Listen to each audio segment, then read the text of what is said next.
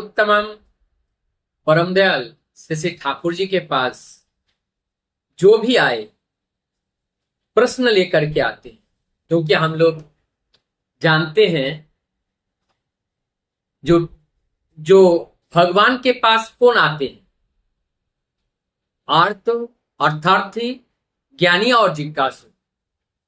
भगवान श्री कृष्ण गीता में कहते हैं 4 प्रकार के लोग हमारे पास आते हैं। आर्त अर्थात दुख होकर के, दुख जब बहुत दुखी हो जाते हैं और जीवन में एक तरह से सब कुछ उजाड़ जाता है, तभी आते हैं अर्थ।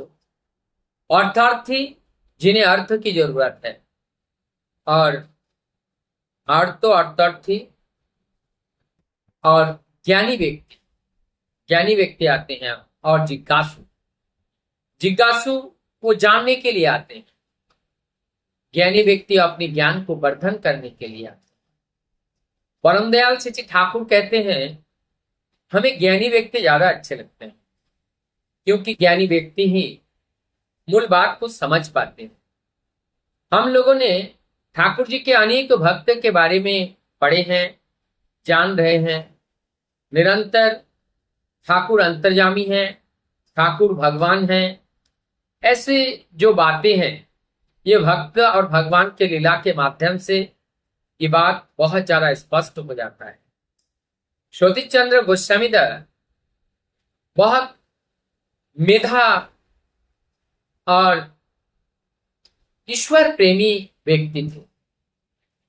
उनका स्वभाव सरल था और असाधारण व्यक्तित्व के धनी थे।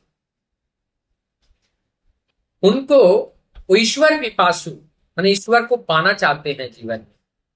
जहां पर भी अनुसंधान मिलता है वहां पहुंच जाते हैं। ठीक इसी प्रकार से कुष्टिया में ठाकुर जी जब पहुंचे, उन्हें खबर लगा तो ठाकुर जी को देखने के लिए आए, इसी मन से कि सब लोग कहते हैं ठाकुर भगवान है, और ठाकुर जी का समाधि लगता है, वो समाधि देखने के लिए भी आए कि उसमें कोई छल कपट तो नहीं कर रहे हैं। और आकर के देखे कि वास्तव में कीर्तन के बाद उनको समाधि लग गया।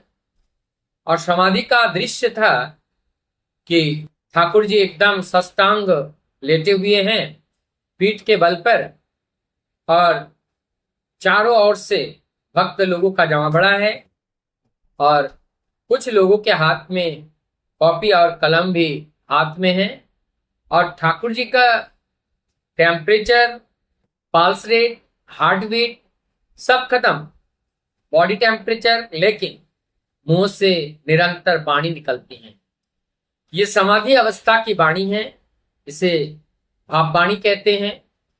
और भाववाणी निकल रही है, सभी लोग लिख रहे हैं। इन्होंने जो हमारे शरद चंद्र जोरदार था, इन्होंने इस बात को देखे, सब देखे, और देखने के बाद फिर इनके मन में लगा कि कहीं ये चालाकी तो नहीं कर रहा है। इनकी जो पैर के जो वरिष्ठ अंगुली है वो हिल रहा है। तब जाकर के उन्होंने पकड़ लिया तो रोक नहीं पाए, वो खुद भी गिर गए, लेकिन उसको रोक नहीं पाए, बाद में उसमें छूट गया। तो ये लगा कि ये तो अलौकिक, बहुत ही अलौकिक है, ये तो सिंथेसिस नहीं है, ये तो प्राकृतिक नहीं है, अप्राकृतिक नहीं है, ये तो प्राकृतिक है, इसमें कोई ना कोई शक्ति है। अब उनके मन में आया, और इस तरह से बहुत सारे बातें उनके मन में आ रहे हैं। सभी लोगों की तरह सतीशदा बैठे हुए हैं वहां पर, और मन मन में सोच रहे हैं कि ठाकुर जी को देखने में बड़ा आकर्षणीय लगता है, और इनकी जो भाववाणी है ये बड़ा अलौकिक है, बड़े दिव्यता है, लेकिन क्या भगवान होगा? भगवान नहीं हो सकता है। इस तरह से प्रश्न आ रहा है, जा रहा है।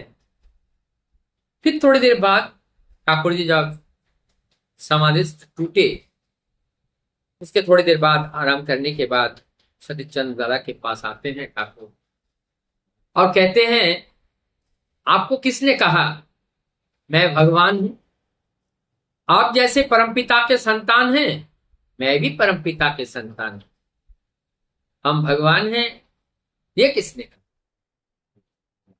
इस तरह से ठाकुर जी की जो दिव्यता है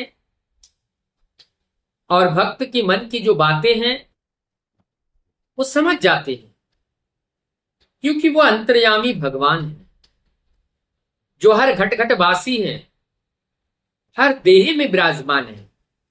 उनको समझने और जानने के लिए अलग से कोई चीज करने की जरूरत नहीं है। तो इस भगवान की जो दिव्य लीला छटा में इस तरीके का अनंत घटनाएं होती हैं। और ये जो भाववाणी जो हॉलीवुड जिससे बना है, भाववाणी में क्या लिखी गई है? हम लोग जो भाववाणी ठाकुर जी का होली बुक है उसमें 72 दिन की वाणी को लिपिबद्ध किया गया है, और बहुत सारे वाणियां लिपिबद्ध नहीं हो पाया, क्योंकि ठाकुर जी के जिस समय ये वाणियां दे रहे थे, समाधि हो रहे थे, तो केवल जो लोग वहां उपस्थित थे, हिंदी बांग्ला, और हिंदी भी बहुत कम लोग जानते थे, हिंदी बांग्ला और अंग्रेजी के अलावा कोई भाषा वहां लिपिबद्ध नहीं हो पाया था। लेकिन उनके श्रीमुख से सारी भाषाएं निर्गत होती थी। इसका प्रमाण है कि जब जब उनसे वो कल्पतरु की तरह है, जैसे जैसे प्रश्न किया गया, जैसे अर्जुन ने प्रश्न किया, भगवान श्री कृष्ण ने उत्तर दिया, ठीक उसी प्रकार से कलयुग के जो अर्जुन हमारे कृष्ण प्रसन्न भट्टाचार्य दा, उन्होंने प्रश्न करते गए, और भगवान श्री कृष्ण के रूप में आज श्री ठाकुर अनुकूल चंद्र जी एक एक करके उत्तर देते गए। हमारी जीवन की प्रत्येक समस्या का समाधान आत्मक उत्तर उन्होंने दिए हैं। जीवन का ऐसा कोई प्रश्न नहीं छोड़ा, ऐसा अछूता नहीं छोड़ा कि जिसके बारे में ना पूछा गया हो। तो इसमें जीवन की एक दिशा मिलता है, एक जीवन का एक रास्ता मिलता है, नया राह मिलता है, ऐसे जब हम करते हैं।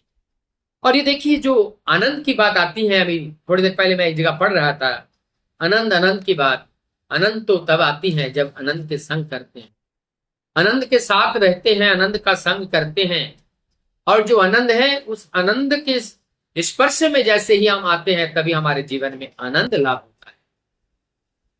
तो उनकी इस दिव्य लीला में ये सती जोरदार था, जब विभिन्न बातें और जब जाने और उनके मन में जो ही सोच रहे थे, ठाकुर जी उसका प्रत्युत्तर साथ साथ ही दे रहे थे।